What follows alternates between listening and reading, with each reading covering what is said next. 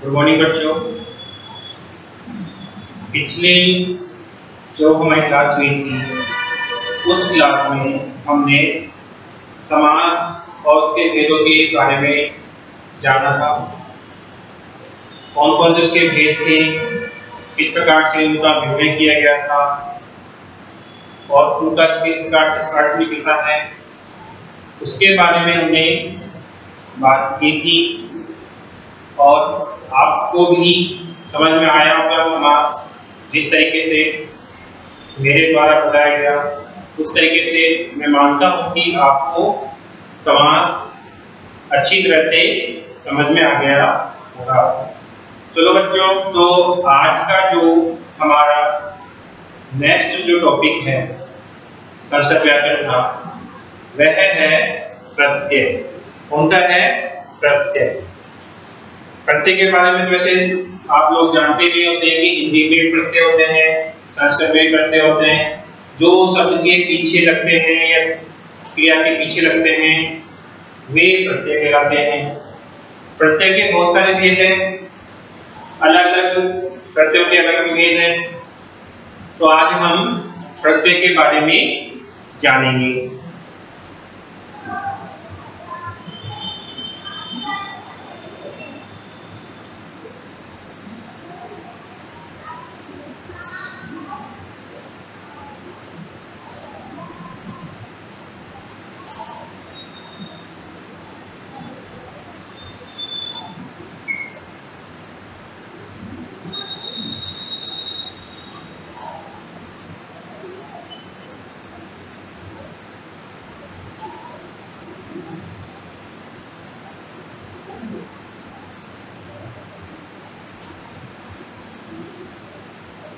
प्रतीयते अर्थो अमेनेति प्रत्यय।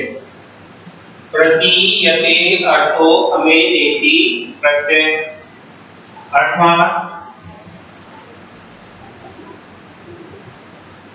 जिसके द्वारा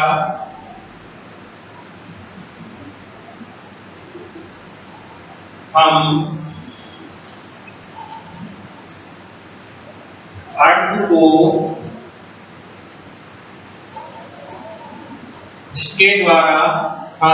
अर्थ को जानते हैं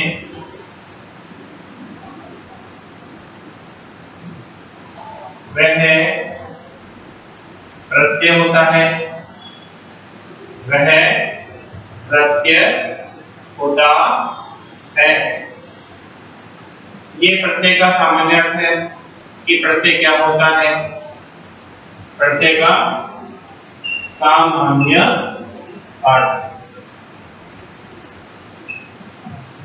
बच्चों, प्रतीयते अर्थो अमेनेति प्रत्यय अर्थात जिसके द्वारा हम अर्थ को जानते हैं वह प्रत्यय होता है।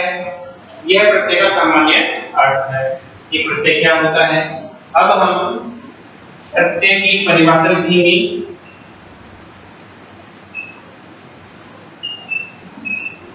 प्रत्यय की परिभाषा।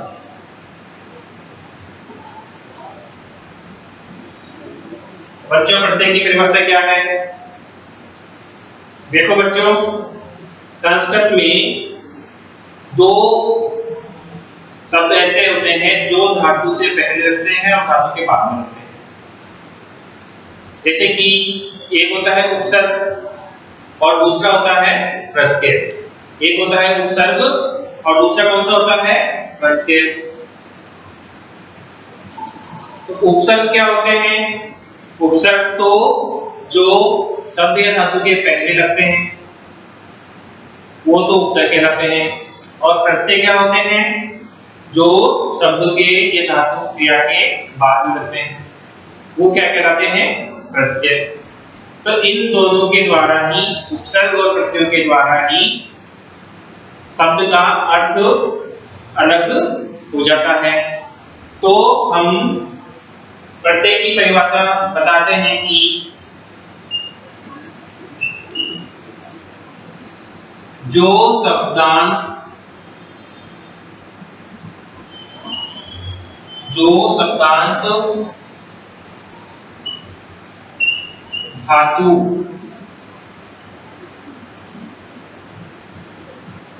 अथवा शब्दों के बाद में लगकर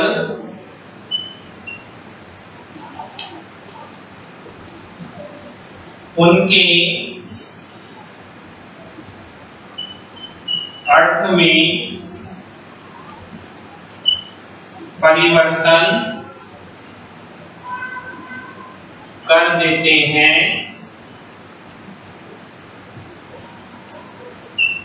वे शब्दांश प्रत्यय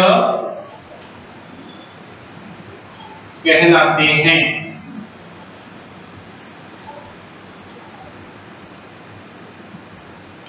कि जो शब्दांश धातु अर्थात क्रिया या शब्दों के बाद में लगकर उनके अर्थ में परिवर्तन कर देते हैं, वो क्या कहलाते हैं?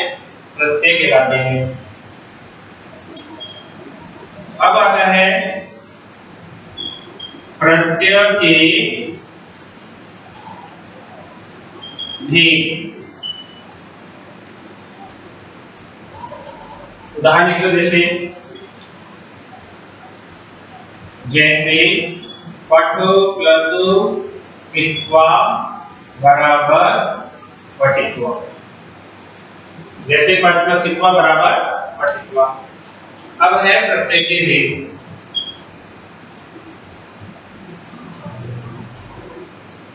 प्रत्यय के 3 भेद हैं। प्रत्यय के कितने भेद हैं? 3 भेद हैं। पहला जो भेद है वह कहलाता है कृत प्रत्यय। क्या कहलाता है? कृत प्रत्यय। दूसरा जो प्रत्यय का भेद है वह होता है तद्धित प्रत्यय। कौन सा है?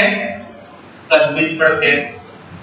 इसके बाद तीसरा जो भेद आता है वह होता है स्त्री प्रत्यय। कृत प्रत्यय, तद्धित प्रत्यय, स्त्री प्रत्यय। वैसे मौखिक रूप से मैं इसको बता देता हूं कि कृत प्रत्यय कौन से होते हैं, तद्धित प्रत्यय क्या होते हैं, स्त्री प्रत्यय क्या होते हैं, क्या इनकी परिभाषा है। वैसे तो मैं बताता हूं, लेकिन फिर भी मैं इनकी परिभाषा लिख दूंगा ताकि आपको समझने में कोई दिक्कत ना आए। तो सबसे पहले है कृत प्रत्यय। कृत प्रत्यय उन्हें कहते हैं जो धातु या क्रिया के बाद में लगकर, धातु और क्रिया के बाद में लगकर उनके अर्थ में परिवर्तन कर देते हैं और वे अव्यय के रूप में माने जाते हैं। वो तो कहलाते हैं कृत प्रत्यय। दूसरा है तद्धित प्रत्यय। तद्धित प्रत्यय क्या होता है? ऐसे प्रत्यय जो संज्ञा या सर्वनाम शब्दों के बाद में लगकर उनके अर्थ को परिवर्तित कर देते हैं, वो होते हैं तद्धित प्रत्यय। तीसरे नंबर का जो प्रत्यय है वह है स्त्री प्रत्यय। कौन सा प्रत्यय? स्त्री प्रत्यय। स्त्री प्रत्यय किसे कहते हैं? ऐसे प्रत्यय जो पुल्लिंग शब्दों को स्त्रीलिंग में बदल देते हैं, वो कहलाते हैं स्त्री प्रत्यय। तो इस प्रकार से प्रत्यय के कितने भेद हुए? 3 भेद हुए। कृत प्रत्यय, तद्धित प्रत्यय और स्त्री प्रत्यय। अब इन सभी तीनों प्रत्ययों के जो भेद हैं उनके बारे में जानेंगे और उनके उदाहरण हम करेंगे। ये परिभाषा, प्रत्यय की परिभाषा हो गई, प्रत्यय के भेद हो गए, प्रत्यय का अर्थ हो गया, ये आप बता लें और इसको ध्यान में रखें। इसके बाद हम कृत प्रत्यय शुरू करते हैं। सबसे पहले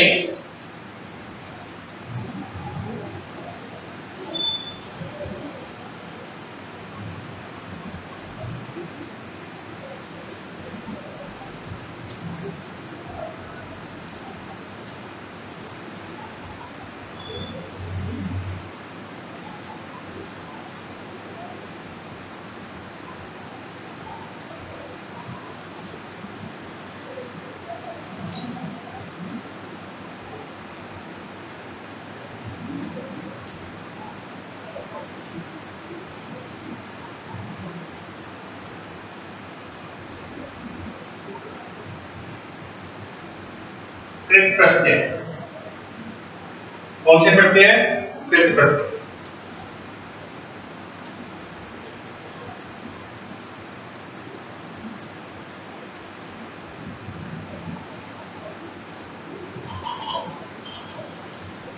ऐसे प्रत्यय जो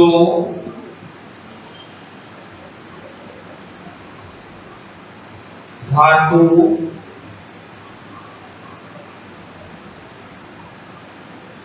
क्रिया के बाद लगकर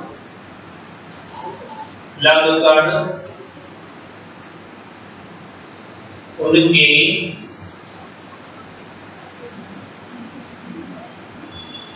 अर्थ को बदल देते हैं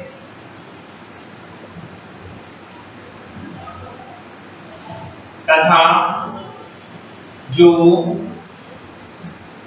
अव्यय शब्दों के रूप में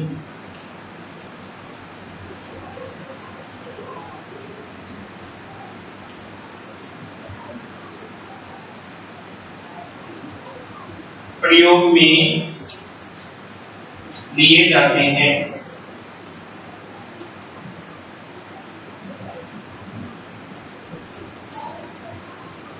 वे कृत प्रत्यय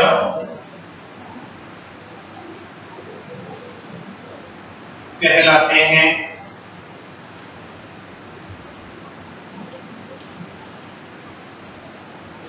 ऐसे प्रत्यय जो धातु क्रिया के बाद लगकर उनके अर्थ को बदल देते हैं तथा जो अव्यय शब्दों के रूप में प्रयोग में लिए जाते हैं वे कृत प्रत्यय कहलाते हैं।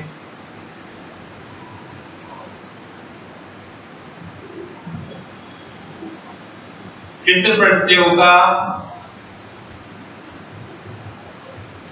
प्रयोग कृत प्रत्ययों का प्रयोग कहाँ होता है और कौन कौन से ऐसे प्रत्यय हैं जो उसके बारे में बताते हैं। तो सबसे पहले हम फर्स्ट नंबर पे अव्यय पद बनाने के लिए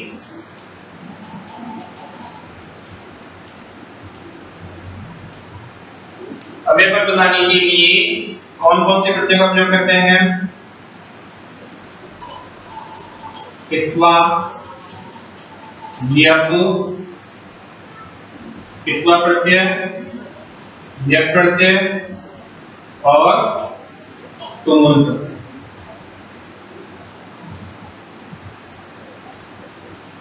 कित्वा, ल्यप और तुमुल प्रत्यय ये अव्यय के रूप में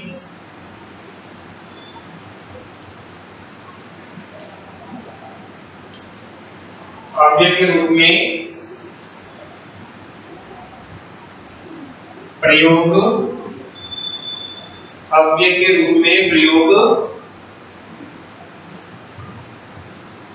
ये अव्यय के रूप में प्रयोग में लिए जाते हैं।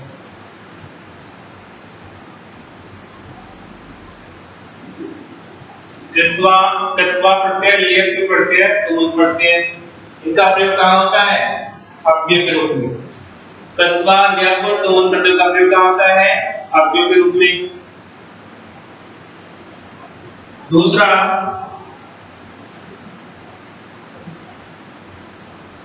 संज्ञा पदों के विशेषण के रूप में।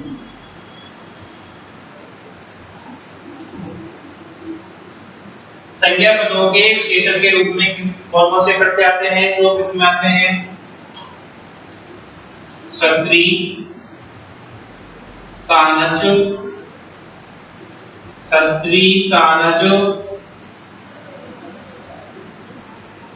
तव्यत,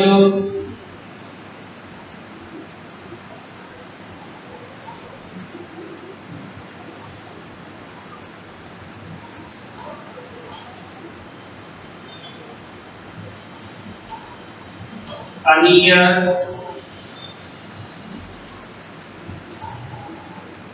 यत। ये प्रत्यय विशेषण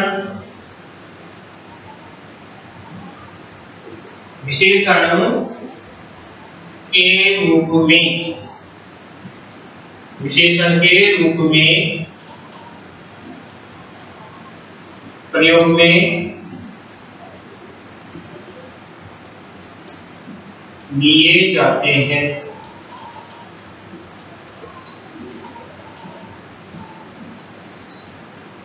इसके बाद तीसरे नंबर पे भूतकालिक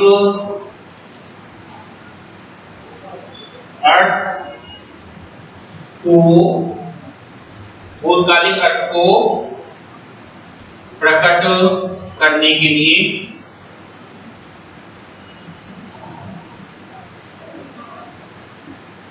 भूतकालिक अर्थ को प्रकट करने के लिए कौन से प्रत्यय काम में लेते हैं? कित्वधु। कित्व प्रत्यय और कित्वधु प्रत्यय ये भूतकाल के लिए प्रयोग में लिए जाते हैं।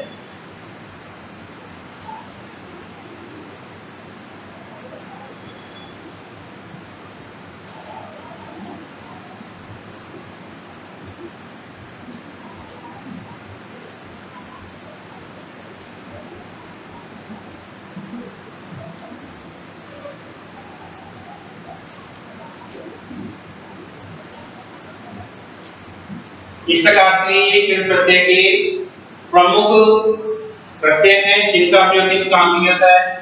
अव्यय पद बनाने के लिए कौन कौन से प्रत्यय काम में लेते हैं हम? अथवा प्रत्यय, यत् प्रत्यय, तुम प्रत्यय, इनको हम अव्यय के रूप में प्रयोग में लेते हैं। दूसरा है संज्ञा पदों के विशेषण के रूप में, यानी संज्ञा के पद हैं उनकी विशेषता के लिए हम जो प्रत्यय काम में लेते हैं वो आते हैं सत्री, श्यानच, तव्यत, अनियत और यत। ये विशेषण के रूप में प्रयोग में जाते हैं। इसके बाद भूतकाल की क्रिया का प्रयोग करने के लिए, अर्थात भूतकाल में जो क्रिया हो रही है उसको बताने के लिए हम कित और कित्वधु प्रत्यय का प्रयोग करते हैं। कित और कित्वधु प्रत्यय का प्रयोग करते हैं। तो आज हम इन सभी प्रत्यय के बारे में जानेंगे कि कौन से प्रत्यय किस काम में आते हैं, किस प्रकार से उनसे एक पद बनाया जाता है, शब्द बनाया जाता है। आप इनको उतार लें।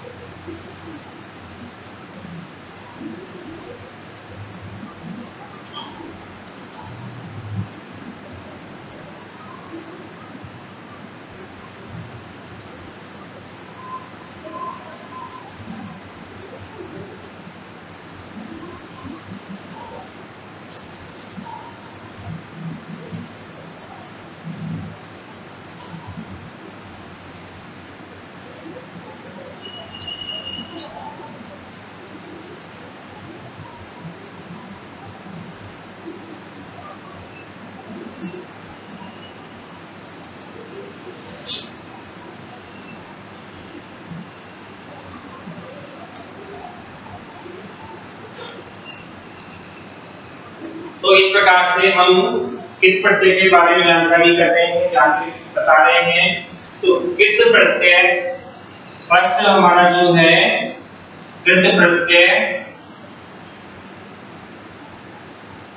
कित प्रत्यय का पहला जो प्रत्यय है वह है कित्वा प्रत्यय। आज हम कित्वा प्रत्यय के बारे में जानेंगे कि कित्वा प्रत्यय क्या होता है।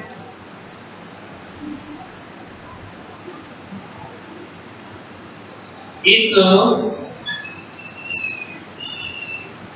प्रत्यय का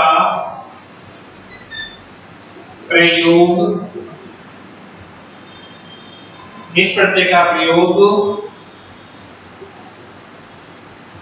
अव्यय पद बनाने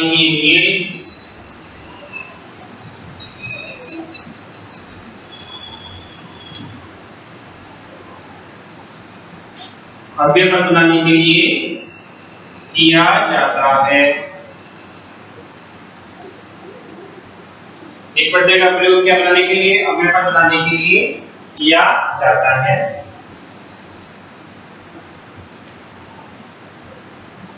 नोट इसका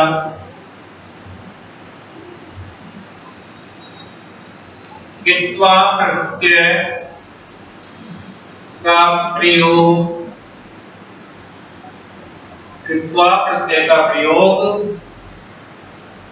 कर या करके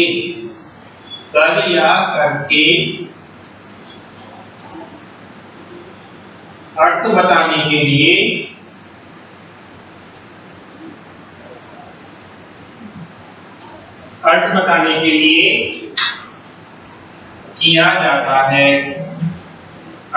के लिए किया जाता है।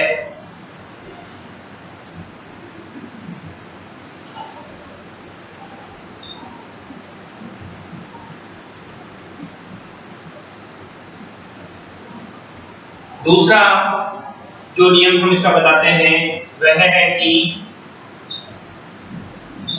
कत्वा प्रत्यय में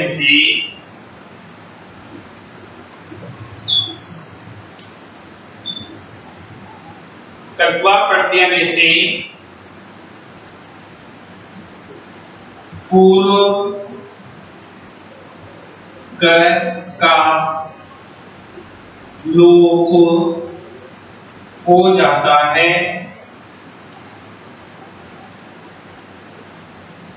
पूर्व का लोप हो जाता है तो केवल क्वा शेष रहता है।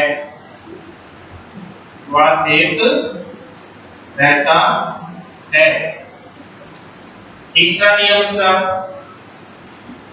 इस प्रत्यय से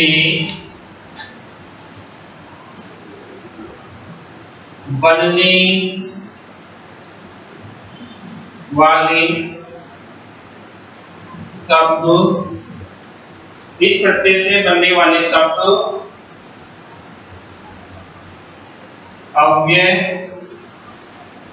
के रूप में प्रयोग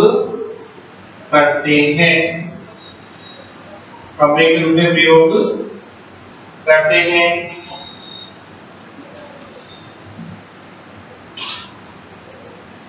इस प्रत्यय से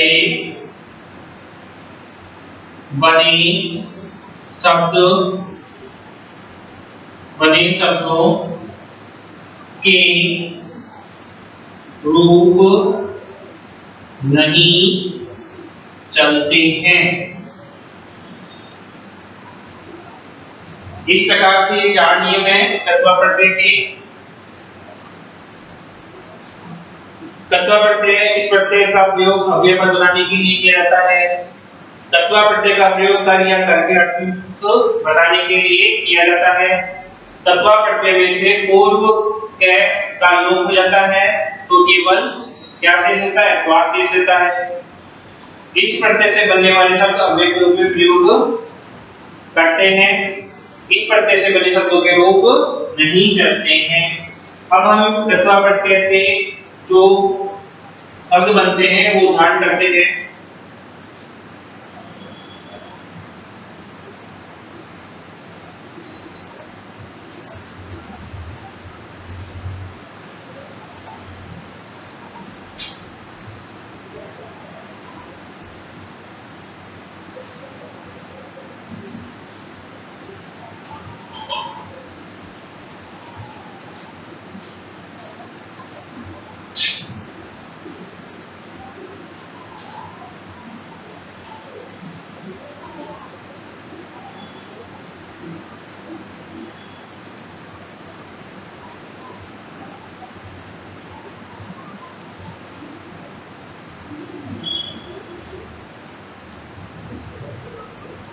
उदाहरण तत्वा प्रत्यय के उदाहरण। उदाहरण नंबर 1 त्रि प्लस तत्वा, त्रि प्लस कित्वा बराबर कृत्वा, त्रि प्लस तत्वा बराबर कृत्वा। दूसरा है गम प्लस कत्वा बराबर गत्वा।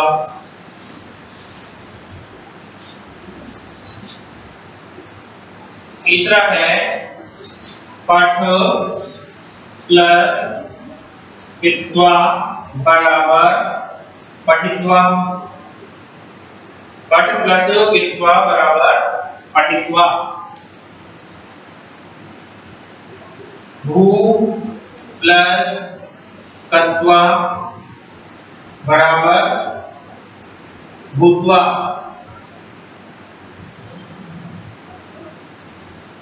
लिख प्लस कत्वा बराबर लिखित्वा।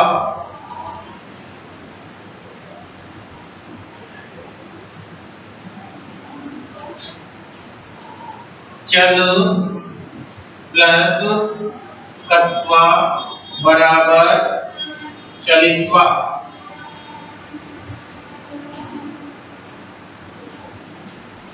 श्रु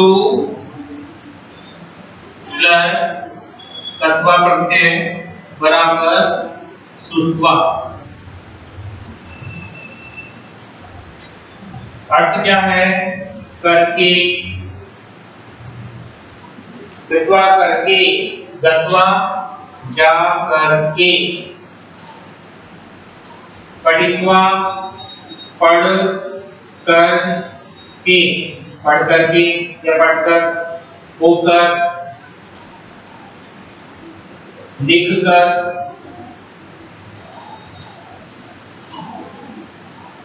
चलकर,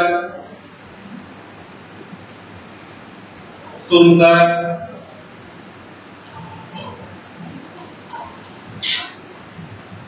अगला है नम प्लस तत्वा बराबर नत्वा।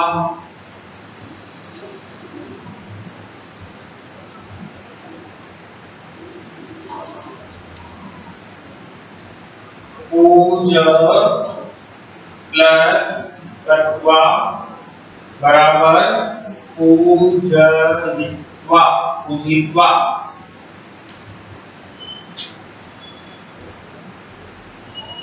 त्यज प्लस तत्वा बराबर त्यक्त्वा। इस प्रकार से ये तत्वा प्रत्यय के उदाहरण हुए। इस प्रकार से कौन से प्रत्यय के उदाहरण हुए? तत्वा प्रत्यय के उदाहरण हुए।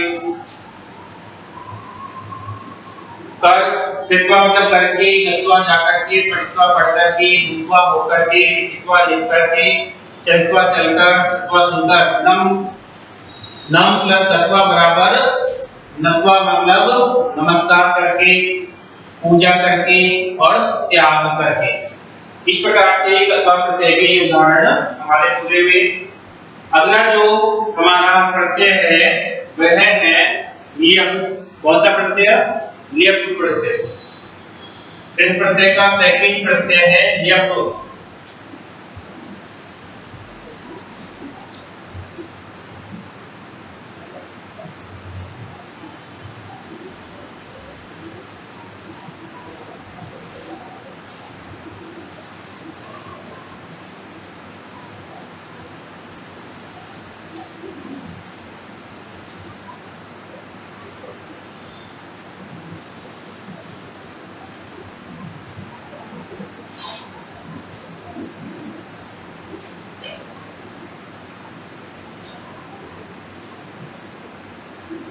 कौन सा है? लियप।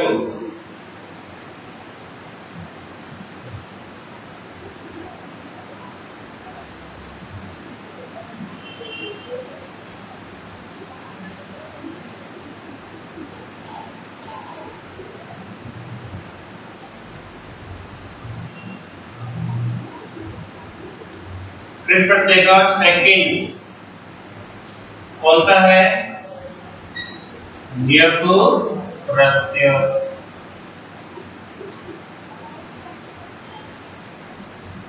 परिभाषा इसकी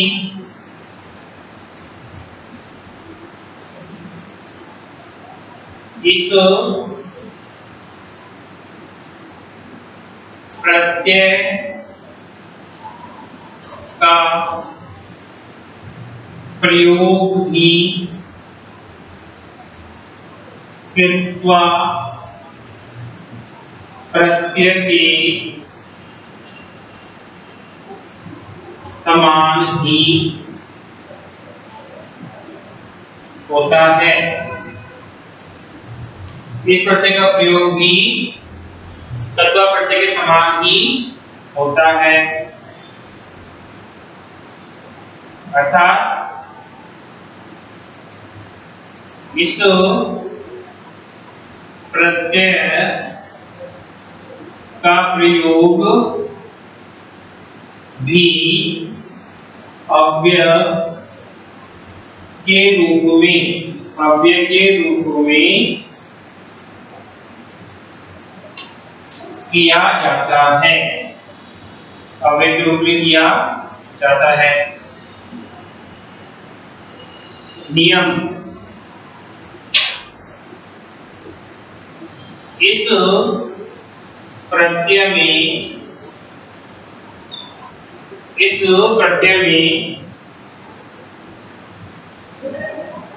धातु मतलब क्रिया से पहले उपसर्ग होता है, अर्थात जब भी इस प्रत्यय का प्रयोग किया जाएगा या इससे संबंधित कोई भी शब्द आएगा तो उस शब्द में पहले उपसर्ग लगा हुआ होगा, यानी कि जिस धातु से पहले जिस प्रत्यय में उपसर्ग लगा हुआ होता है वह यह प्रत्यय माना जाता है। तो इस प्रत्यय में भी धातु से पहले उपसर्ग होता है। दूसरा, इस प्रत्यय में पूर्व ल तथा अंतिम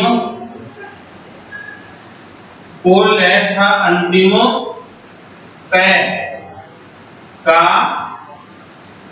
लोप हो जाता है, केवल यह शेष रहता है,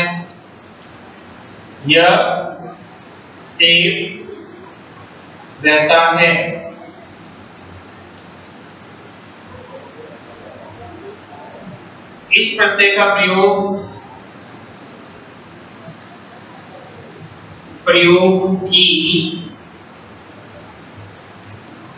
का प्रयोग भी कर या करके इस अर्थ में होता है, कार्य करके इस अर्थ में होता है। इस प्रत्यय से बने शब्दों के रूप नहीं चलते हैं।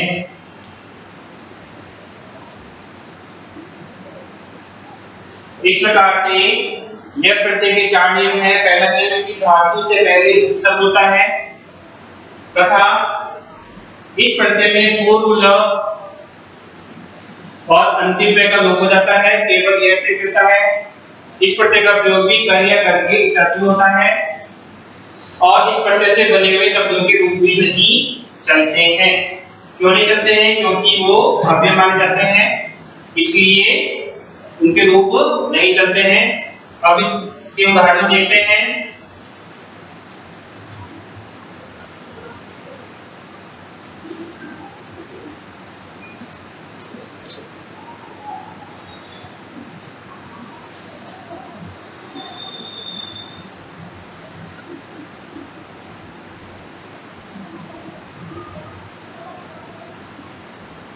उदाहरण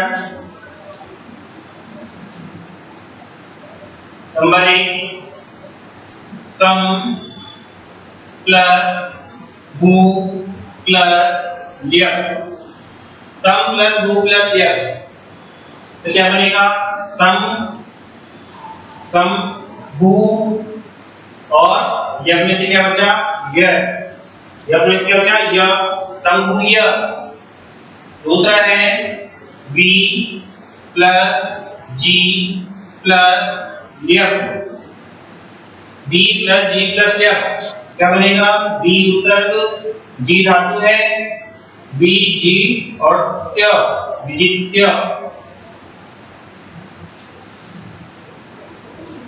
इसके बाद आता है आ प्लस का प्लस लियक बराबर आगाय। इसके बाद आता है प्र प्लस आ प्लस लियक क्या बनेगा? प्राप्य। इसके बाद आता है वो हमारा उदाहरण प्र उपसर्ग प्लस नम धातु प्लस लियक प्रत्यय, तो क्या बनेगा? प्र प्लस नम प्लस लियक बराबर प्रणम्य। इसके बाद जो उदाहरण है वह है उप प्लस क्री प्लस लियक। उप प्लस क्री प्लस लियक बराबर क्या बनेगा? उपकृत्य। समभुय होकर के, जीत करके, ला करके, प्रणाम प्राप्त करके, प्रणाम करके, उपकार करके, हो करके, वही जो होगा आंसर इसका, जीत करके, लाकर, प्राप्त कर, प्राप्त करके, प्रणाम प्रणाम करके,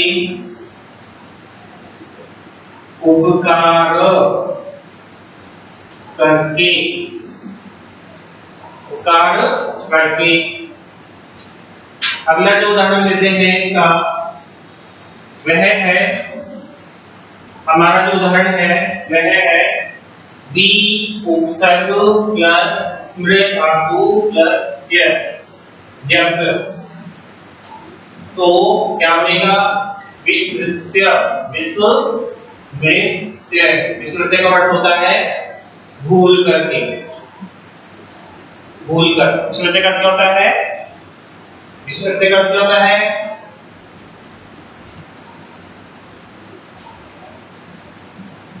विस्मृत्य का हो गया ये विस्मृत्य। अर्थ होगा इसका भूलकर। अगला उदाहरण लेते हैं हम आ प्लस गम प्लस व्यक, तो क्या बनेगा? आगत्य। आगत्य का अर्थ होता है आकर। अगला हम उसका उदाहरण लेते हैं